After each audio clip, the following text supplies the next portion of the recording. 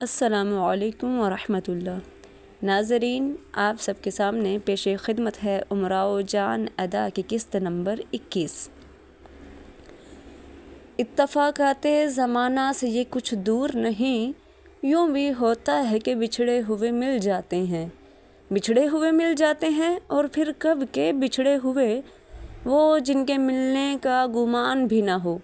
ایک دن کا واقعہ سنیے۔ کانپور میں رہتے ہوئے کوئی 6 مہینے گزر گئے ہیں۔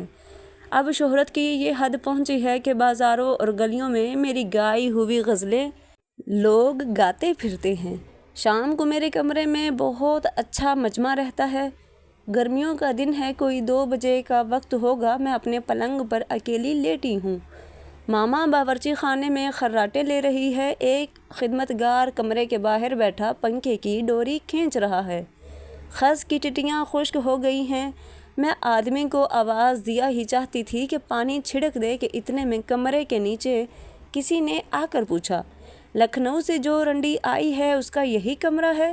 درگاہ بنیے جس کی دکان نیچے تھی نے جواب دیا، ہاں یہی ہے۔ پھر دریافت کیا دروازہ کہاں ہے؟ اس نے بتا دیا۔ تھوڑی دیر کے بعد ایک بڑی بھی کوئی 70 برس کا سن، گوری سی، منہ پر جھریاں پڑی ہوئی، بال جیسے روئی کا گالا، کمر جھکی ہوئی، سفید ململ کا دوپٹہ، تن ریب کا کرتا، نین سک کا پائجامہ، بڑے بڑے پائچوں کا پہنے، ہاتھوں میں چاندی کے موٹے موٹے کڑے، انگلیوں میں انگوٹھیاں، جریب ہاتھوں میں، ہانپتی کانپتی ہوئی آئیں۔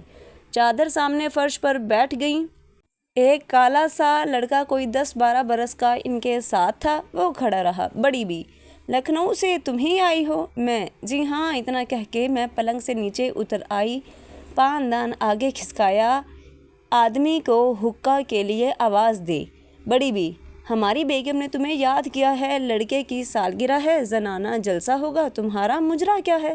میں، بیگم صاحبہ مجھے کیوں جانے؟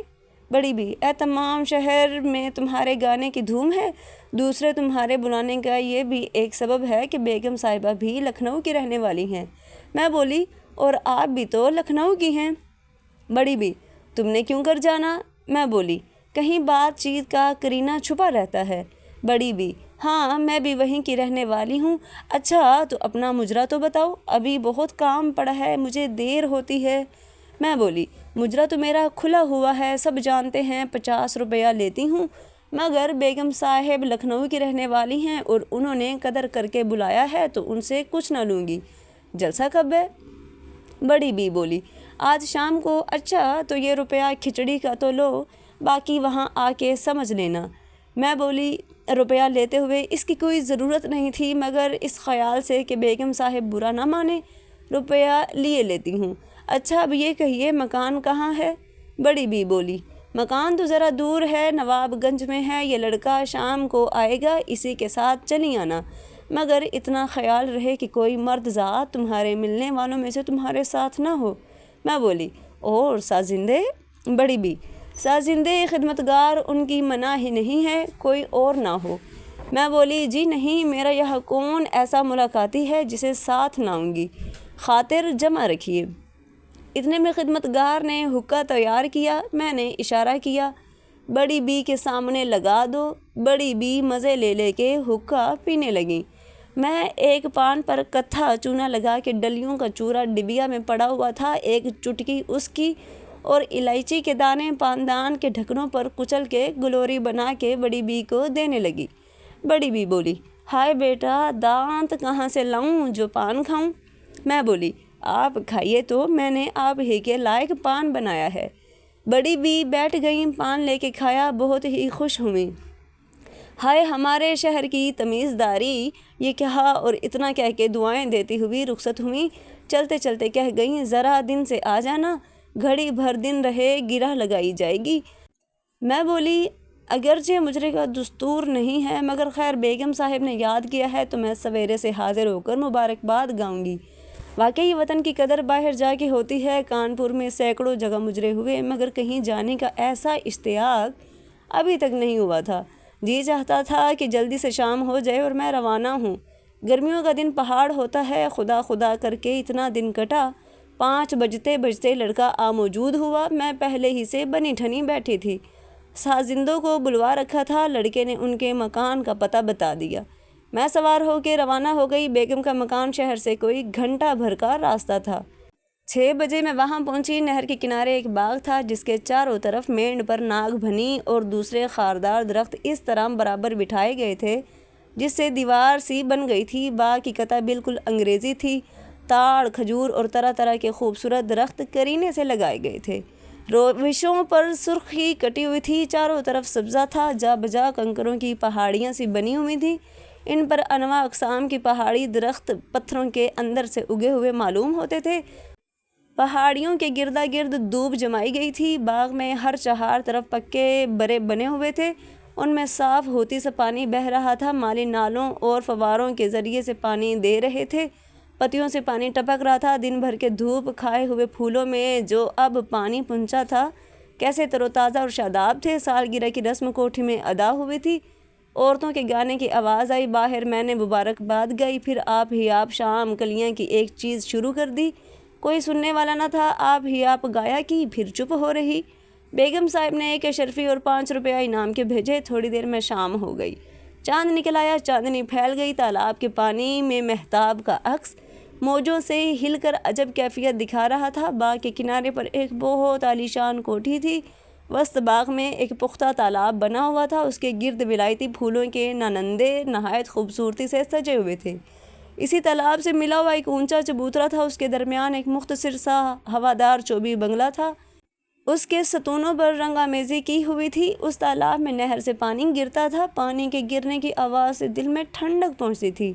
واقعی عجیب عالم تھا۔ شام کا سہانا وقت، ستھری ہوا، رنگ رنگ کے پھولوں میں مہک، ایسی فضا میں نے کبھی نہ دیکھی تھی۔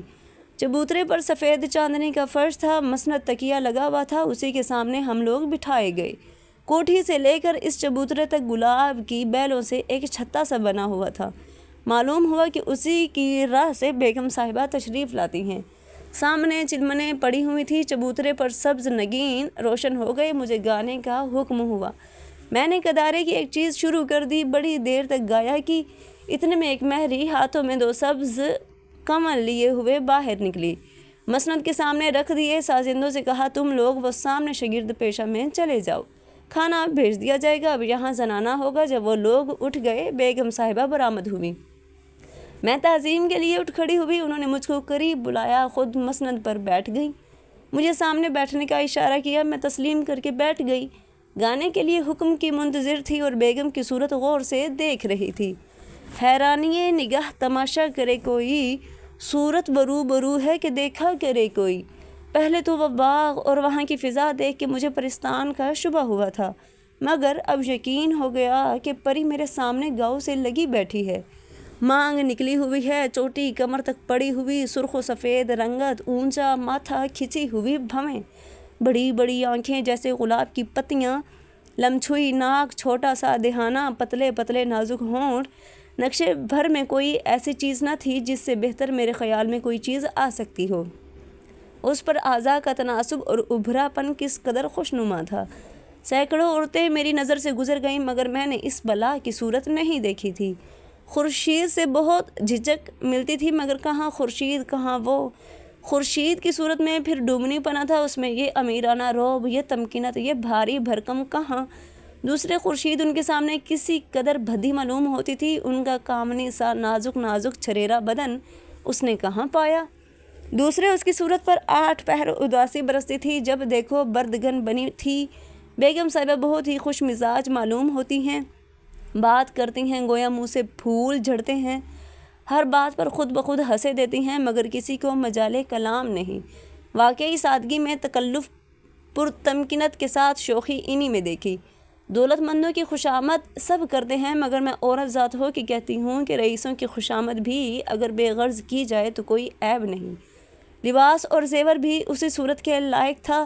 مہین بسنتی دوپٹہ کندھوں سے ڈھلکا ہوا، کیسلی کا سلوکا پھنسا پھنسا سرخ گرنٹ کا پاجامہ، کانوں میں صرف یاقوت کے آویزے، ناک میں ہیرے کی کیل، گلے میں سونے کا سادہ توق، ہاتھ میں سونے کی سمرنین، بازوں پر نورتن، پاؤں میں سونے کی بیڑیاں، چہرے کی خوبصورتی، لباس کی سادگی اور زیور کی مناسبت، یہ سب چیزیں میری آنکھوں کے سامنے تھی اور میں نقش حیرت بنی بیٹھی تھی۔ بغور صورت دیکھ رہی تھی اور میری صورت تو جیسی کچھ ہے وہ اس وقت آپ کے سامنے ہے، مگر یقین کیجیے گا ان کی توجہ بھی کسی اور طرف نہ تھی، مجھ کو غور سے دیکھ رہی تھیں۔ دونوں طرف سے نگاہیں لڑی ہوئی تھیں۔ میرے دل میں بار بار ایک خیال آتا تھا مگر اس کے اظہار کا موقع نہ تھا۔ کہوں تو کیوں کر کہوں؟ ایک مہری پس پشت کھڑی پنکھا جھل رہی تھی، دو سامنے کھڑی تھی، ایک کے ہاتھ میں چاندی کی لوٹیاں تھیں، دوسرے کے پاس خاصدان۔ بڑی دیر تک نہ بیگم صاحبہ نے مجھ سے بات چیت کی اور نہ میں کچھ بول سکی۔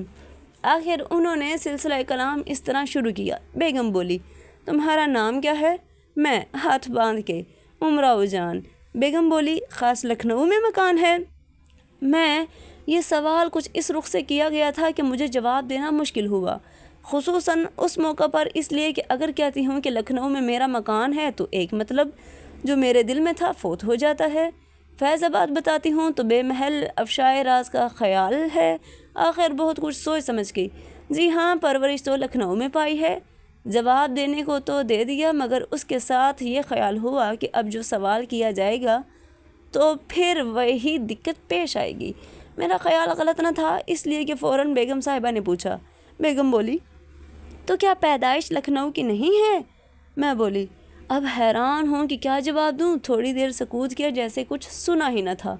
آخر اس بات کو ٹال کے، حضور کا دولت خانہ لکھنؤ میں ہے؟ بیگم، کبھی لکھنؤ میں تھا، اب تو کانپور وطن ہو گیا۔ میں، میرا بھی یہی ارادہ ہے۔ بیگم، کیوں؟ میں، اس سوال کا جواب دینا بھی دشوار تھا، کون قصہ بیان کرتا، اب کیا عرض کروں، بیکار سما خراشی ہوگی، حال نہ گفتگی ہے، کچھ ایسے ہی اتفاقات پیش آئے، لکھنؤ جانے کو جی نہیں چاہتا۔ بیگم بولی، چلو اچھا ہے تو ہمارے پاس بھی کبھی کبھی چلی آیا کرو۔